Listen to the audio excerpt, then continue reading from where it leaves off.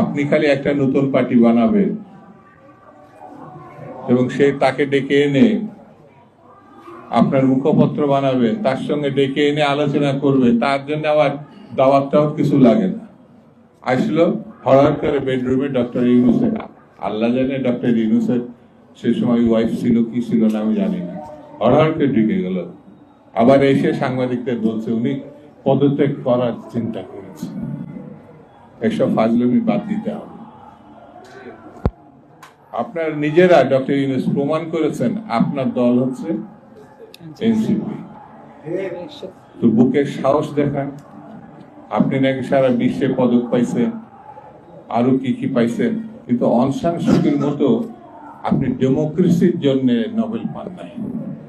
আপনি গ্রামীণ ব্যাংকের জন্য নোবেল পাইছেন, আর আপনি নিজে পাইছেন। সেই যে অনেক গণতন্ত্র আপনি বোঝেন না, এটা আমরা বুঝি, কিন্তু এর কোনো বিকল্প নাই।